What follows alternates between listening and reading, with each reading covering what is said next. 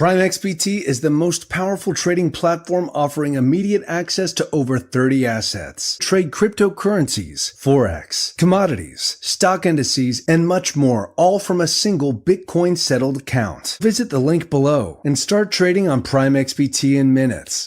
Ethereum Network is an interoperable DeFi ecosystem offering token pre-sales, staking as a service, project incubation, and much more. Visit thebirbnest.com/Ethereum. Globe is an upcoming crypto derivatives exchange offering up to 100 times leverage on crypto and DeFi perpetual contracts. Sign up for early rewards at thebirbnest.com/Globe. Radix is the first Layer 1 protocol built specifically to serve DeFi. More information at thebirbnest.com/Radix. YFDAI is democratizing finance by creating the most secure, transparent, and user-friendly ecosystem of DeFi products. To learn more, visit thebirbnest.com/YFDAI. Okay, everybody.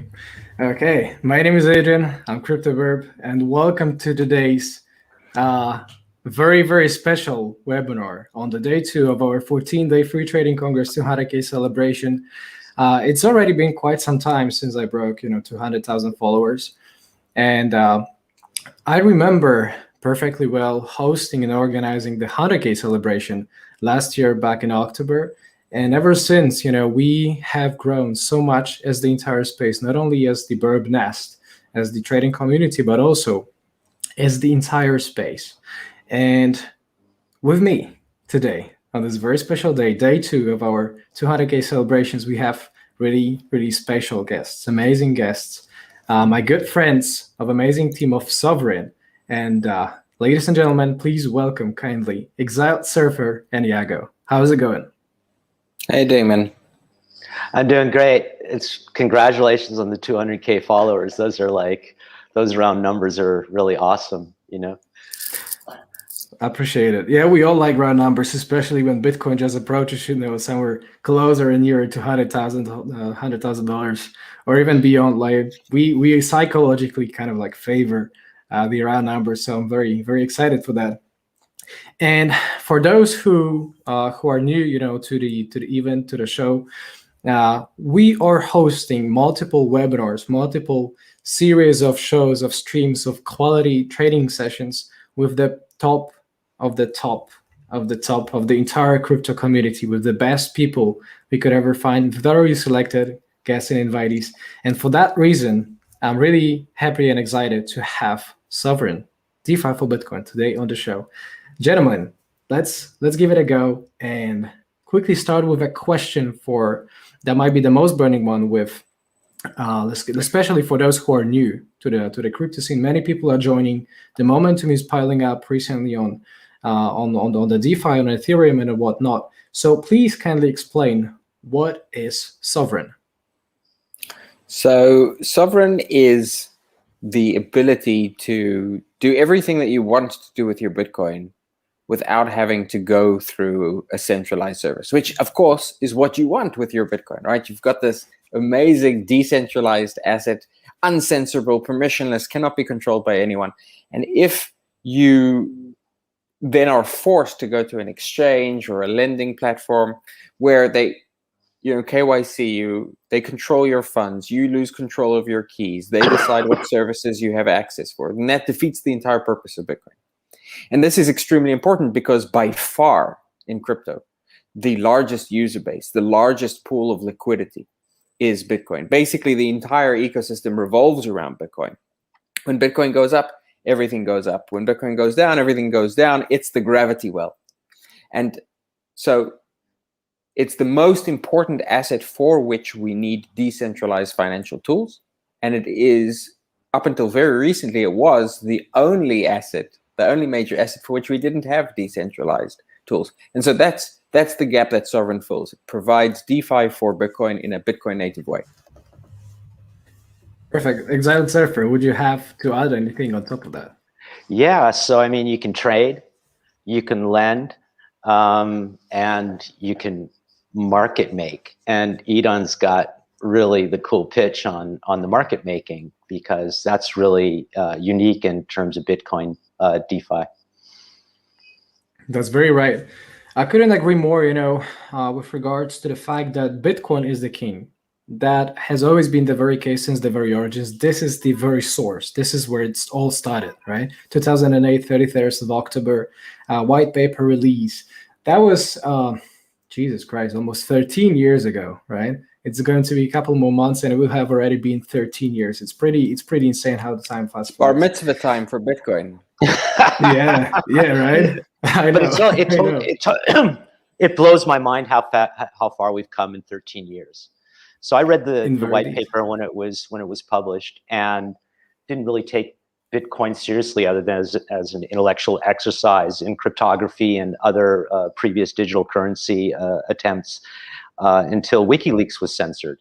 And that was when the bell went off for me that there actually was a use case. But I really didn't think that we reached this momentum in 13 years. I thought it was 20 years before we'd be where we're at now. So it's really a stunning achievement. If you want to talk about winning, I mean, 13 years, almost 13 years of the strongest network on the planet is a huge accomplishment, regardless of what happens with it in terms of finance. Just that one thing alone, I think, is pretty amazing. This uncensorable network.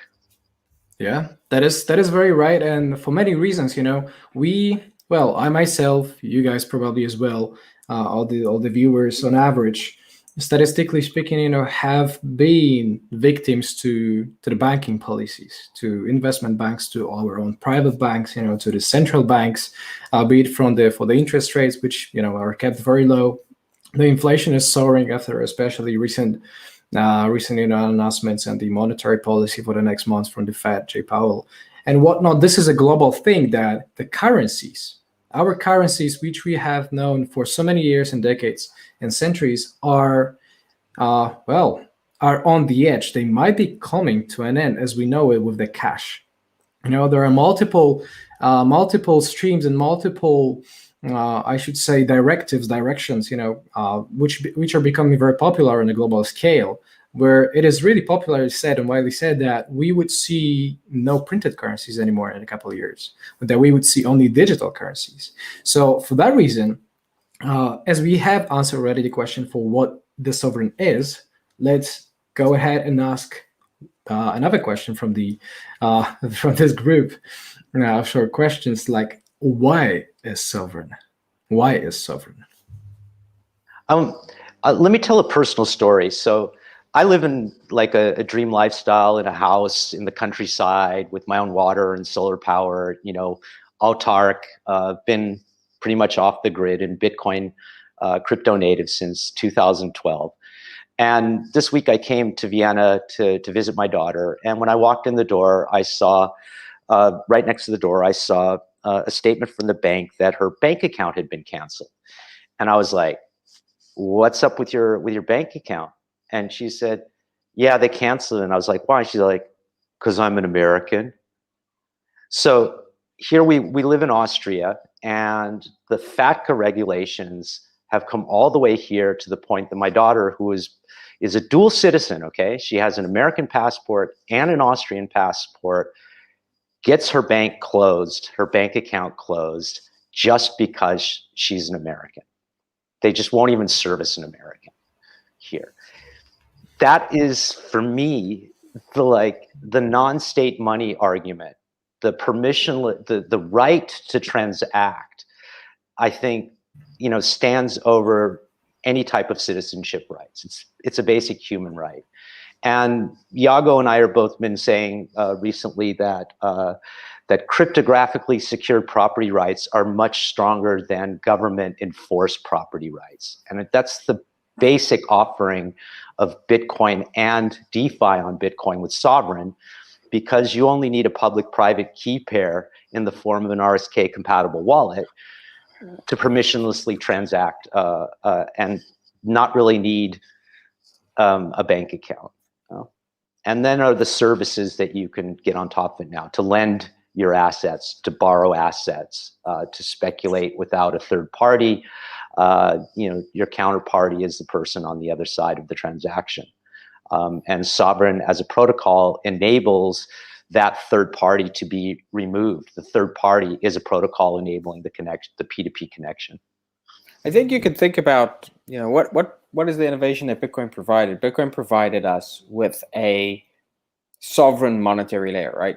Digital, global, sovereign money, self-sovereign money. Now, the way I think about that is what that is. It represents a currency for a digital global free market. What sovereign is that free market, right? So Bitcoin is the currency, but we need to provide the tools to allow people to transact, to borrow from each other, to lend from each other, to enter into agreements with each other, to create projects and basically tokenize their equity, to lend mortgages for each other without having to go through banks. That is how you construct a financial system around this new global reserve currency. And so Sovryn is designed to extend the capabilities of Bitcoin from not just being a monetary layer, but being a financial layer as well. And beyond that, I think one of the things that excited me first when I read the white paper is I recognized that it brought notaries out of the picture. That was another one. You don't have to go somewhere to get an event in time approved by a bureaucrat. It's that time stamping thing that this happened at this time. And that's going to have major ramifications moving forward, that just this cryptographic signature, the innovation that it's unleashed in the last 10 years, you don't need a license or approval to basically be any type of business on the internet. It doesn't matter where you are. If you want to transact with somebody in Guatemala, you go online, you create a DAO, you have a right to transact. You don't need anybody to say, you don't have a certificate to be a graphic artist. You don't have a certificate to sell your craft art. You don't have the document from a university that you graduated art school. The amount of innovation that this free market has released just by having the financial layer is absolutely staggering for me. This is like beyond the financial rewards, just the freedom that it offers people to be something and to earn money and to bill for it without any of that noise is a phenomenal thing to see. It's funny that you mentioned about your daughter, and being American, because I myself I'm Polish. I'm based in Poland. Although again, what is happening with banks, it seems to be not only America kind of like restricted or reserved. It's a global thing, And whenever I go abroad, there is a procedure the banks want you to follow. Like, you need to literally take your time off, call your banks, try to stay 15 minutes on the line until you get connected, and kindly confess that you are going abroad, right? So that they literally kindly, please, you ask them, please do not lock my money while I am abroad, right? And last time I recently was in Dubai. It was in March, early March, and I'd been to US, to LA, to Las Vegas so many times before, and each and every single time that actually the bank kind of like locking was the issue. And I decided, like, you know what? Okay, I'm just going to call you, and I'm just going to call those banks and do follow the procedure. And guess what? They still locked my account 3 times in about a week time. Like 7 days total, they locked my account the 3 times.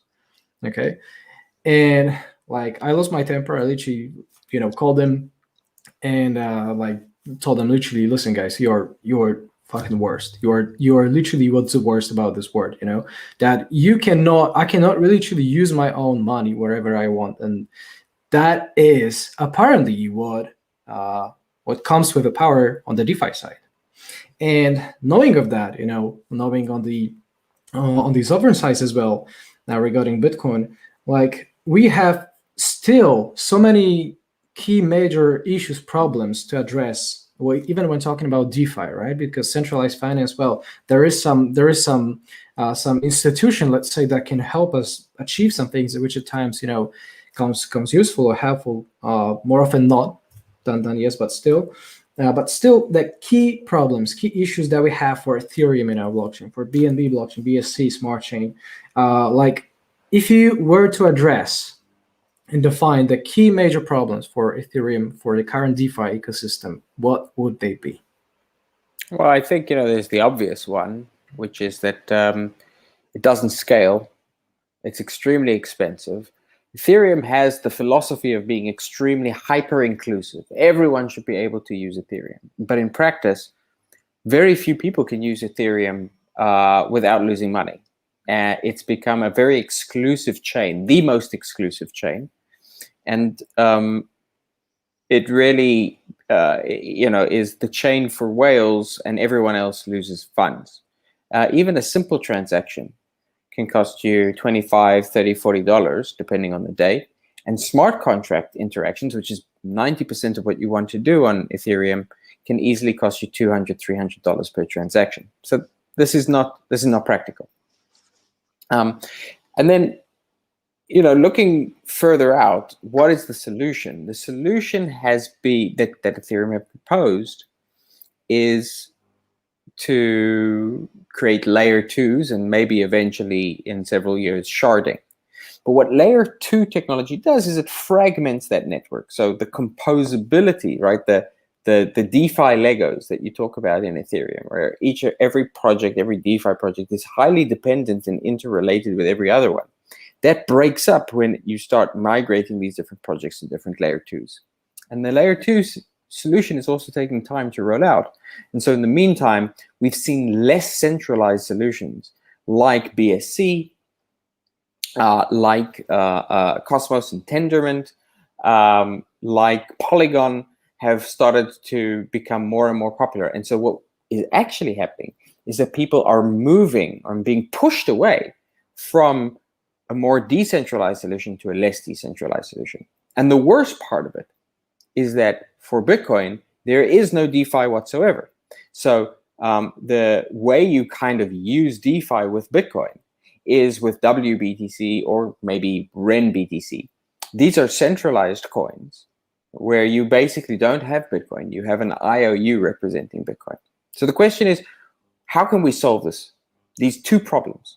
And I think the great thing about Sovryn is that the developers who have been working on Sovryn have managed, saw these problems coming and have managed to tackle both of them. And I think the reason they saw it is because they're Bitcoiners and have been focused on the long-term view for a long time. So Sovryn is a layer 2 solution that extends the capabilities of Bitcoin. It is more decentralized than any other chain because it uses Bitcoin proof of work. So it shares the decentralization of Bitcoin.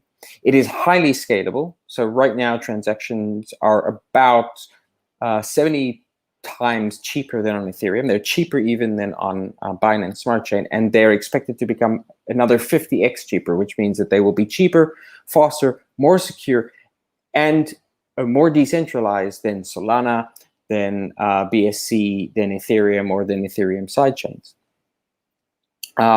And at the same time, it's Bitcoin native, so you can use Bitcoin and through bridges bring in assets from Ethereum, from Binance Smart Chain, etc. So I think the world we're moving into is clearly not a single chain world.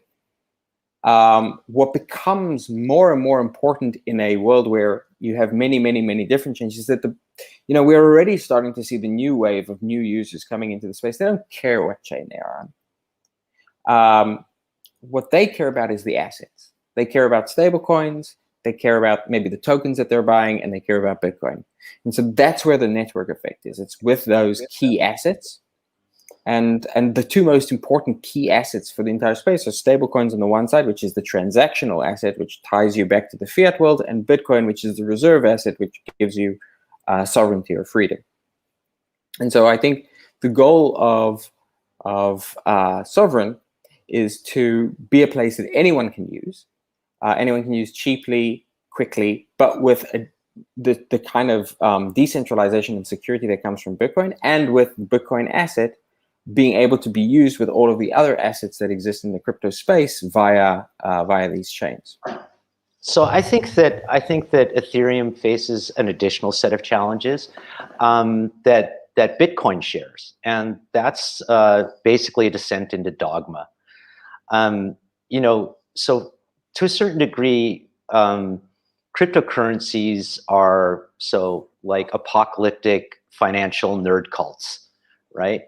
And there's a certain sort of, an epiphany that people have when they discover one or the other chain, because they're phenomenal developments, right? And that becomes centered around identity. Who am I?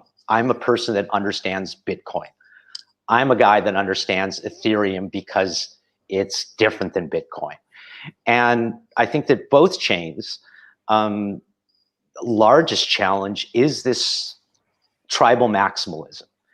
And as somebody that's been around and participated in projects on both sides of the tribe, I've always tried to like bring people together and say, okay, this is an apple and this is an orange, and I want to have both of them in my salad, right? This one tastes good for this reason. This one provides me with these nutrients. And so the approach that Sovryn is taking, which excited me about it when I was contacted by the team to join, was the implementation of Solidity smart contracts on RSK. So bringing the composability onto a Bitcoin native sidechain is an excellent solution, and enables us to move forward with optimistic rollups, which will bring the prices down, and the scaling enables us to participate in that whole sort of environment of composability on Bitcoin. So that's, I think, where it is that my personal mission as part of Sovryn is in bridging communities and looking for how it is that we work together and optimize these two approaches to be crypto maximalist.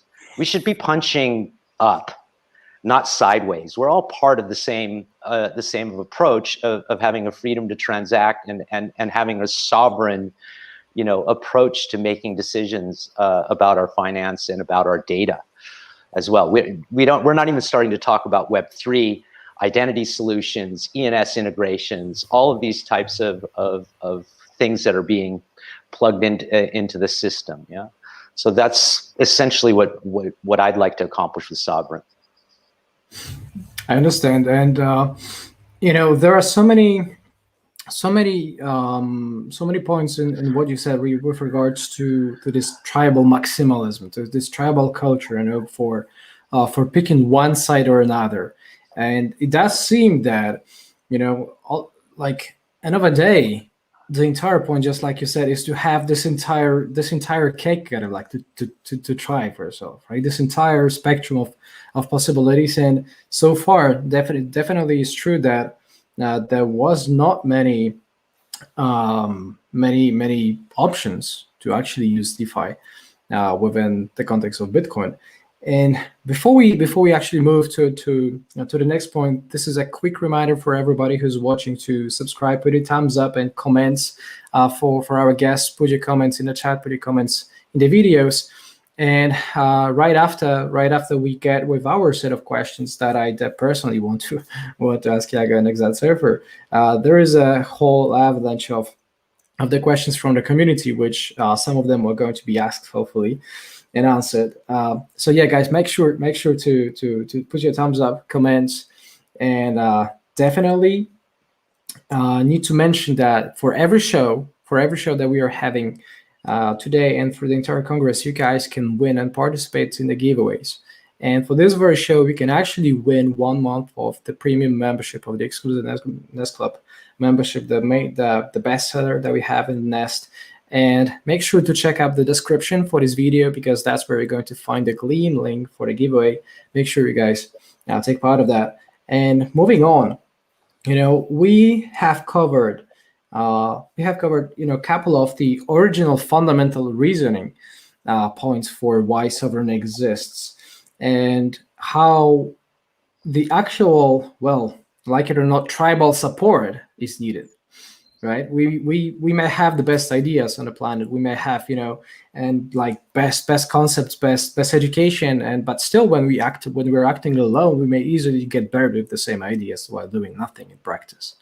And for that reason, it's definitely essential to have the right people back up your ideas, to have the right people around you to support you on this journey. And I perfectly know about that, from the influencer's point of view, of course, right? Like we as the Nest have taken, so many ups and downs through the entire bull market since 2017. And like lots of people were in and out in the Nest. But the truth is that there is a very, very narrow group of people, the team, who can fully and successfully rely on. And I'm here talking also about the involvement from the biggest names in the space, right? Say Anthony Pomp. I met Tony, in Las Vegas at a conference, World Crypto Conference in 2019. And we actually stood together in a circle, which was funny. In a bunch, I think it was about 20 people, and we literally like in the kindergarten. We stood together in a circle, and we were discussing as far as I can remember, some crazy topics, like the overall, the overall significance of Bitcoin's existence, of course. Now, this is what always Tony mentions anywhere he goes. But also about UFOs, like some soldiers' mysteries and whatnot. But again, the big names who have not only the reputation because they're famous, but have the reputation and are known for backing up the right people again, right? So it works both ways, selecting the right projects with the right and matching the right projects with the right people. I'm very happy personally to be involved in Sovryn, right? I'm very happy to be personally involved and supporting the project. But let's talk about a very quick moment on why you think Anthony liked this idea, like why Pomp joined this concept. I got onto a podcast with Pomp about 6 weeks ago, and I just explained what Sovryn was and what the team was trying to accomplish. And I think what happened to Anthony, to Pomp, is exactly the same thing that happens to a lot of people when they first hear about Sovryn, which is they're like, finally! Because I think we've all, like, the reason we got into Bitcoin, and it doesn't matter when we got into Bitcoin, if it was 10 years ago or 2 years ago, like the reason we got into Bitcoin, maybe it was initially because we wanted to make money, but at the end of the day, like its attraction is that you have this true sovereignty. You have an asset, something that you can truly own, right? It's not a house where you're relying on the government to tell you how you can use it. Can you rent it out? Can you rent it out? Is there rent control? It's not a bank account where it's not your money, it's the bank's money, and maybe they decide to give it back to you. It's not gold where you kind of have to figure out where you're going to bury it in a forest. It's something that you can truly own in a digital age, anywhere. And so that's why we got excited about it. It's why everyone's been excited about it for 13 years. And then what happens is you get this asset, and then you're like, okay, what can I do with this asset? I can trade it. All right, where do I trade it? Oh, I have to give it up. Oh, I can lend it. Where do I lend? Oh, I have to give it up, right? And I can buy a pizza with it. Oh shit! Yeah. Now I have to go to PayPal. You're constantly forced back into these centralized services. So I was telling Anthony, listen, it's no longer true. In a couple of weeks, we're going to launch Sovryn, and there'll be an alternative, a decentralized alternative, which uses the Bitcoin technology itself to extend Bitcoin, so that you can now use it in the same way that you can hold it. And so when the call ended, he asked me to stay. We ended up speaking for about an hour and a half. And then at the end, he said, I'm going to write a proposal to the community. I can buy some tokens from them. Because there's no company. There's no one to buy tokens from. There's no, the whole system is fully decentralized from day one. And so that's what he did. And a whole bunch of people joined him, Bitcoin miners, some large funds, and then the round closed recently. And then what happened was 2 weeks ago, we actually launched the system 2.5 weeks ago. And now it's already bigger than Lightning Network. And it's because it's, it gives you, I think it's finally, people just have the sense of finally I can do what I want to do with my Bitcoin. I'd like to give a really recent finally story. So I reached out last week to an old Bitcoin friend of mine named Jörg Platzer. Jörg Platzer owns Room 77 in Berlin, which was the first place that you could buy liquor with Bitcoin. And actually, that was the first time I ever spent my Bitcoin that I earned from the Bitcoin Foundation when I was a system administrator there. I bought a whiskey for a guy named Smari McCarthy, who's an Icelandic parliament member and like part of the whole WikiLeaks crew, right? And York called me last week and said, hey, haven't seen you for a while, let's have a talk. And I was like, yeah, I really need to talk to you. So we get on Signal and he looks at me and goes, so Michael, tell me about your shitcoin. And I'm like, okay. I start telling him about Sovryn. And I get through and I give him the whole pitch that you're hearing from us right now, basically, the whole explanation. And he looks at me and he goes, Michael, I was joking. I didn't mean pitch me your shitcoin, but this sounds really great. Finally, wow. Same exact thing. Yeah. So when you actually speak about the technology, right? People have been looking for this for a long time. And I'm personally thankful to all of the developers on Ethereum. I'm thankful for this playground that was so free, that was so permissionless to people to sink their feet in and to show what is possible. And Bitcoin is conservative and slow by nature. It should be. Ethereum's been the move fast and break things with skin in the game, with actual financial, recourse if things go wrong. And so we're actually now finally at the point that you can do something else with Bitcoin other than buy with it or, Amazon gift cards or hold it. You can literally now earn interest on an asset that you're holding. Yeah. So Bitcoiners have been waiting a long time for this. They didn't want it to happen the way that Vitalik proposed it from the very beginning. People forget that Ethereum was launched on Bitcoin. Try and participate in the Ethereum presale. It was really a UI clusterfuck back then. Okay, it was not easy. People forget that Ethereum was the first ICO on Bitcoin. Yeah, and they also forget that it was originally Vitalik originally proposed this on Bitcoin forum, and everybody went, no, get away. We don't want this. And Room 77 is actually the place where Gavin Wood and Vitalik sat down together and decided to launch Ethereum on Bitcoin. Yeah. So this is such an interwoven history. If you've been around for a while, you've seen all of these players and seen the theories, seen the different implementations, but now it's what we're seeing as a homecoming, where the two communities and the two technologies are blending for DeFi. Perfect. And that's this finally effect is exactly what I had as well, right? Which is even funnier now that you guys mentioning, Anthony and so many of your friends actually reacting in a similar way.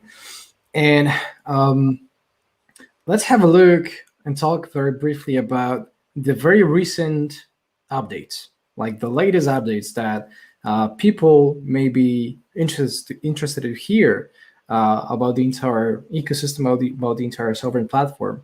And yeah, what are kind of like some of the latest ones, if you will? Well, the platform, so, it started out as a relatively small number of devs working on it. I think we've lost him. Okay. So it started out as a relatively small I'm here, no worries. It started out as a relatively small number of devs working on it. Over the last 3 months, it really started to accelerate as more and more people started hearing about it and starting to see the progress. So now there's many tens of people working on the project, a huge number of collaborators on the GitHub, and things have really started to accelerate. So right now in the system, there's lending and borrowing for Bitcoin and other assets, including stablecoins. There's Bitcoin-backed stablecoins. So the first Bitcoin-backed stablecoins. There's the ability to trade It's a new type of AMM with very, very minimal slippage. There's margin trading, so up to 5x leverage, and that's about to increase. And the big things that are coming over the course of the next few weeks are going to be, so we've already deployed bridges to Ethereum and to BSC. And we're going to start allowing flow of different assets. Initially, it will be Ethereum and stablecoins, and then BNB and additional tokens will be able to be brought on, basically according to what people want to use. And we're also going to be turning on rebates, so a way for people to start earning back fees for trading. There's going to be a decentralized way of doing affiliate marketing and referrals, so you can invite your friends and give them the gift of sovereignty and kind of earn something back from the protocol.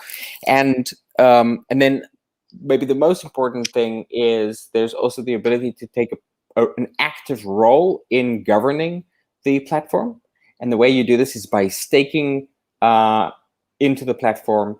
And this gives you not just the right to vote, but also the right to earn the trade fees and the lending fees that the protocol is making. So you can participate. And right now, the protocol is already extremely profitable. So the protocol itself is making a lot of money. The users are making a lot of money. Yields on sort of market making are, even before sort of like liquidity mining, this is just pure fee yield, is between 14 and 16%. Yields on lending are sometimes as high as 45%, and have actually gone a little bit higher. Right now, they're about 25%. And so, and for borrowing Bitcoin, it's one of the lowest rates in the world to borrow Bitcoin right now. So it's an extremely profitable system for the people who are willing to overcome sort of like the early adopter hurdles of getting onto the system.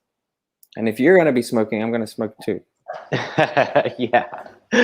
So I'd love to smoke some too, but the fire alarm will probably trigger. So. Yeah. So this is what the priority list of Sovryn has been so far. The first thing was safe as fuck smart contracts. So absolutely secure, auditable, audited, bug bountied, just secure smart contracts that you can rely on. The second thing was providing liquidity. So we did the public sale, we brought more capital into the system, created the first pools, and did the first liquidity mining rewards programs.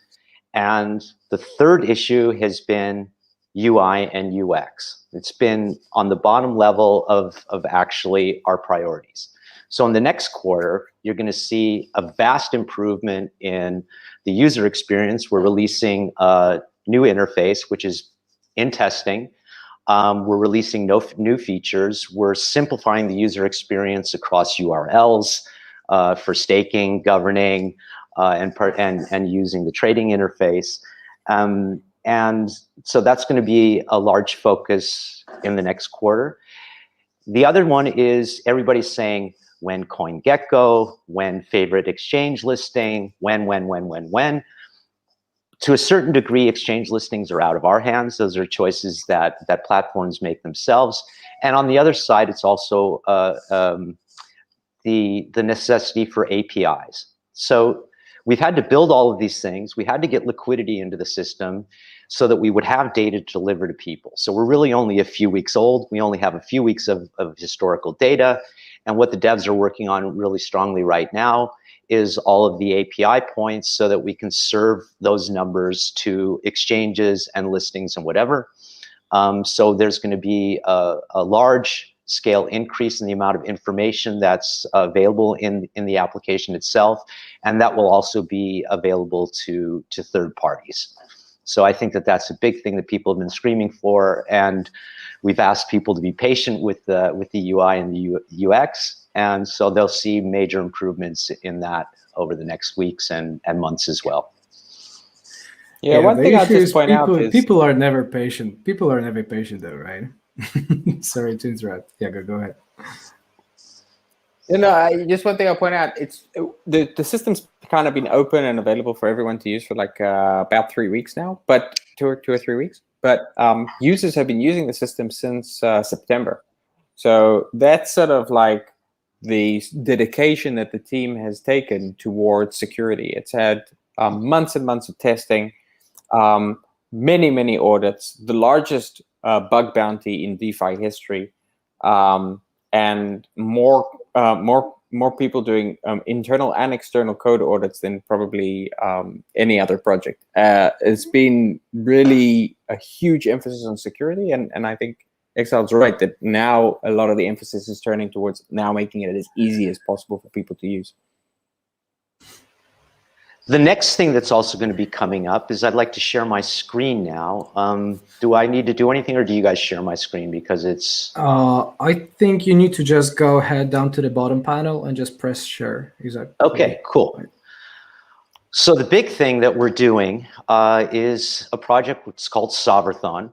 Soberthon is going to be starting in the end of this month on the 21st of May, and it's going to run to the 30th of June.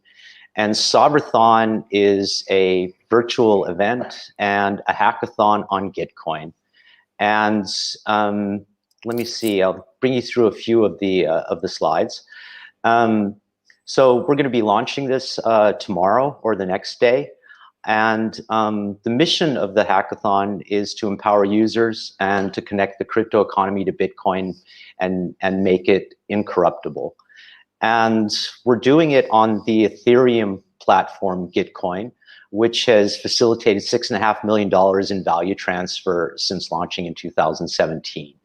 And by producing a hackathon on Gitcoin, it enables us to reach 90,000 developers in the Ethereum space and to access people who are interested in building DeFi applications on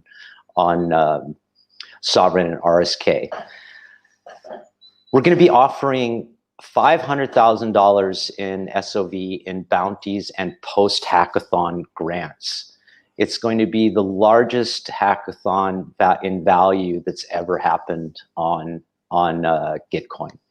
And the things that we're going to be looking to do are listed here. I'll just talk about a few of them. Chain explorers, wallet integrations, decentralized P2P trading, nodes and decentralization solutions. We want to look for advanced analytics and simulations, bridges, option trading, privacy and shielded transactions. So we're going to be reaching out and opening up the hackathon this week. We're also reaching out to people that want to speak during the talks of the virtual event, and people who want to participate as judges. And we're looking to not only build technical bridges, but social bridges with this approach. Gitcoin did a Binance Chain hackathon earlier this year in February, and there was 150 project submissions for $30,000 in bounties and grants. So we think that approaching the community in this way is going to be a huge win for DeFi on Bitcoin. That's so good. Do you think maybe we can take some questions from the audience? Yeah, that is exactly what I wanted to propose right after. I kindly remind to everybody to make sure, guys, you subscribe if you haven't. We are trying to grow our YouTube account with the latest YouTube algos updates, and please make sure to subscribe, to put a thumbs up. Keep posting those comments, because right now we are exactly going to cover just a few of them. And let's start. Let's start off. Let me have a brief look for the questions. There we go. So the question from Pedro is, what are the big goals of Sovryn? Those that have not been mentioned just yet. Well, I think basically the big goal is we see Bitcoin as the reserve currency of the future, of a digital future. Sovryn is the financial operating system. for that future. And so it will be the way we see Sovryn developing is to become the default replacement for banks, for other types of financial institutions, basically for all types of financial intermediaries, and also the way that Bitcoin integrates with all of the other crypto assets and chains that are developed or being developed. That sound good. Here's another one from Crypto Dealer, although not Y, but written with I. Crypto Dealer. I would like to know more about the possibility of using SOV as a collateral for loans, and to learn more about the possibility of launchpad for projects on the network using SOV to participate. Could you comment on that, guys? Yeah, so I think that's an excellent question, and it allows me to describe 3 points. So first of all, SOV, SOV is not designed to be a currency. It's not an altcoin at all, right? It's kind of like decentralized equity. And so you can use it to buy into different projects. But the primary currency on Sovryn is Bitcoin, not SOV, right? We're not trying to create a new ecosystem. We're trying to extend the Bitcoin ecosystem. The question about collateral is a great question because it allows me to talk a little bit about how our community thinks about things, right? So we had a proposal about adding SOV as collateral, and everyone was in favor. But people said, all right, let's, SOV is a newer asset than Bitcoin or than some of these stable coins. So let's observe it for a few weeks and make sure we have a good understanding of what the volatility is, so that when we add it as collateral, we know what the risk factors is. So it's not,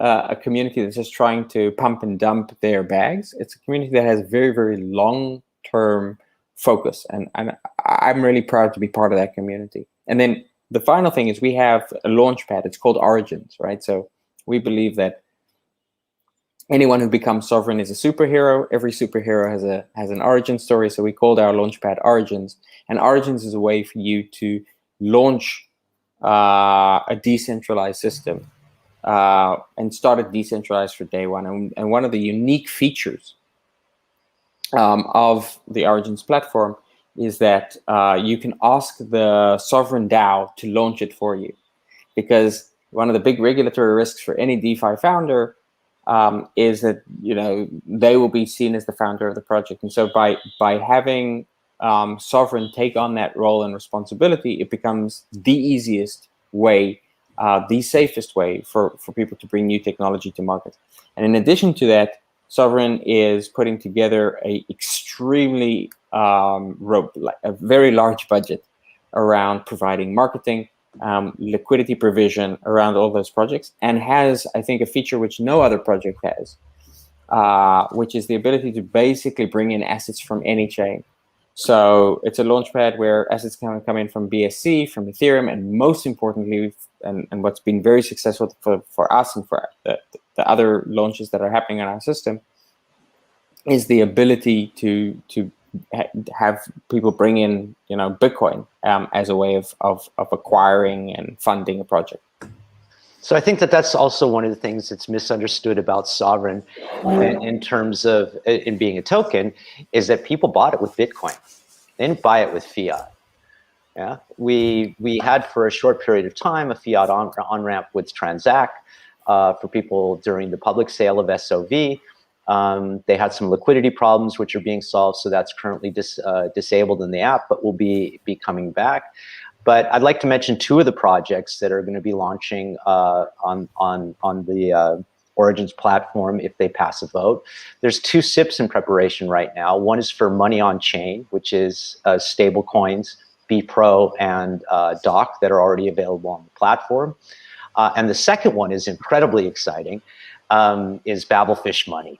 And what Babelfish Money is a basket of stable coins, one token, which brings all of the stable coins together and provides much more liquidity. We're working right now on integrating that into the interface, the actual service, and with the successful vote on those two projects, they would be launched on the Origins platform. So We look at SOV really more as a coordination token, and also with the equity aspects. But far more important is Sovryn as a platform that enables governance, and our community is incredibly involved, and it's really exciting to actually see the debates and the discussions that happen. We have a phenomenally well-informed community that we learn from as stewards of the project. So having that guidance and that input is one of the really exciting parts about Sovryn for me. Okay. Jenna dawka dyskomfortu, this is some Polish name. I wouldn't dare to make you repeat that. But question comes with replacing centralized exchanges is a bold mission. What changes in the underlying infrastructure are yet needed to be able to provide similar UX as centralized finance? Yeah, it's not a difficult, not an easy challenge, but I think ultimately decentralized exchanges have a huge advantage over centralized exchanges and can provide a better user experience, and we'll be able to do so pretty rapidly. And if you look at the success of Uniswap, for example, Uniswap, 2 years old. Only 2 years old. Yeah. Part of the reason it's already one of the biggest exchanges in the world is because its experience is so seamless, right? You've already got your assets on chain. You don't need to move them back to on chain, off of chain. You don't need to deposit, withdraw, right? You just perform the action that you want to perform. There's zero KYC. It's instantaneous and frictionless. And so the centralized exchanges have two huge disadvantages. One, they gate you with a high degree of friction early on, which is the KYC process, or even worse, they cheat you and let you come on without KYC, but then you can't withdraw without the KYC, right? So then you're doubly screwed. And they also have to move much slower. And the reason they have to move much slower is because they have a huge regulatory burden. And because as a centralized service, they have to manage the security that comes with managing massive custody, which decentralized services don't need to do. So I think ultimately what we're going to see is decentralized services move, innovate much faster. Their UI will improve much faster. And this is exactly what we're seeing right now. Where's the big weakness right now? The big weakness right now is wallets. There's a whole assortment of wallets. Users aren't used to using wallets to control their funds on a per transaction basis. And every single new platform that you go to, if it's BSC or Polygon or Solana or Sovryn, requires you to kind of reconfigure and set up your wallet. I think that's going to change pretty rapidly. And at that point, when that changes, I think the centralized exchanges are going to be toast. So as a cypherpunk hacker culture sort of a guy, I think one of the big wake-up calls was GDPR. And many of us have been saying for years that data is a liability. How many times are centralized platforms hacked and data exposed, right? And the GDPR out of Europe, took an enlightened approach to this, and then now we all have cookies that we got to click through in our browser. That's basically the only benefit that it has. Yeah. The benefit of Web3 technology, the benefit of decentralized finance, the benefit of a decentralized exchange is that's just literally all gone. Public-private key pair. Thank you, goodbye. I just need the cryptographic cryptographic security of who it is, who my counterparty is who they say they are. Yeah. So data as a liability is something that corporations recognize, and this comes to a larger narrative. So we talked earlier about the crypto apocalypse. Everybody thinks the currencies are going to collapse, and as a result of that, states are going to collapse. I'm not an anti-statist myself.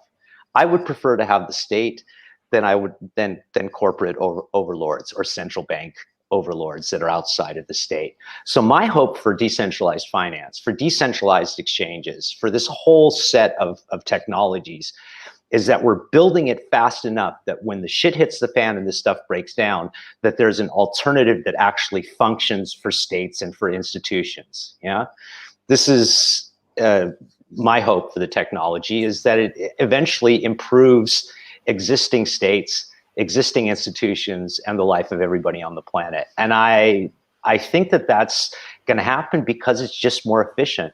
The 20th century paradigm is not the 21st century paradigm. We're living in a different era with a different set of of challenges. We don't even have to name them all, but that's my hope for what it is that we're building, is that it provides solutions to states and civilizations and institutions. I perfectly love, whenever I talk with the people, they are not only very passionate, but they are also visionaries to some major extent, And what you, Yago and Exiled Surfer are sharing today, with me, with all the viewers, is really a vision. This is really like a branch, this entire ecosystem that is literally just starting to like the flowers, you cut off a piece of a flower and another one grows, right? Well, speaking of flowers, I'm a hippie. Okay, I'm 57 years old. I grew up in Malibu, California, right behind. I went to university right in front of the Rand Corporation, where game theory was basically invented. Okay, and I'll tell you what, Edon, the other people that I know in crypto are the same people that were hippies or punks or other beatniks, alternative. It's all the same culture. It's people that are just going, get off my back, let me be free, right? Let's all just get along. There's frictionless ways for us to do things. Can we just do it this way because life is so much better? It's the same culture, right? It is a visionary culture. And so for me and my generation, I watched us fuck up the first version of the internet. We didn't bake security in at the base level. Right there. I went to university to get an email address when it was still ARPANET. And so as one of the late edge of baby boomers, I see this technology as what it is that we're building as a way to correct the mistakes of the way it is that we built the internet the first time around. Yeah. So yes, it is a vision, and yes, it is utopian, but damn it, I'd much rather live in a utopia than a dystopia. Oh, there you go. I have a slightly different attitude. I'm not a utopian. I don't think we ever reach utopia. You're not a hippie, just. In a way, I'm not a hippie either. I'm an anarchist, but I take my anarchy very seriously. I think it's all about executing, and I think it's extremely important to have principles and a vision to guide you. But what happens on the day-to-day, what you deliver day-to-day, is what makes or breaks that vision. So that would be my big request to anybody out there of any flavor of maximalism. Look at Sovryn the way it is that you looked at Bitcoin. It's a pseudonymous team. There's not really any people out there that are public figures other than Edon and myself, but we're looking for this project to be judged based on its code. Look at the code. Audit the code, look at the products that we're developing. Do they work for you? That's our marketing. That's our goal. Cypherpunks write code. They deploy code, and that's what we're trying to do with Sovryn. Amazing. There's been lots mentioned today, ladies and gentlemen. And you, Yago, and Exiled Surfer have been so generous with your time already. And we also are about to jump for the next show in a very brief moment. Having this opportunity to have hosted you guys for the entire show, I really want to thank you on my own behalf of the entire Birb Nest community, the trading community, which is almost to 20,000 people live. All people are just extremely active about and passionate about the trading. So I really think this very show of 14-day free trading Congress 200K celebration has been of very, very significant value to all the viewers and listeners. And for that reason, guys, final reminder to make sure you subscribe, put your thumbs up, leave your comments in the comment section. Go ahead and book your seat in the giveaway for the 1 month of the premium exclusive Nest Club, the Birb Nest membership. And what can I say? Everybody, this has been insane pleasure and honor to have hosted Exiled Surfer and Yago of Sovryn. Thank you for coming over. I'd like to thank also everyone for their time. Thank you in particular. And I saw a lot of great questions from the audience. And I'd like to invite you guys to tweet them at me, and I'll do my best to answer. And finally, I'd like to remind everyone to stay sovereign. Yeah, keep calm and survive. Amazing. Let's go. Let's do this. Let's make sure it really happens. Thank you for joining Thank That's you been so much Adrian, for having us. CryptoBirb. Let's go. Cheers. Bye-bye. Cheers.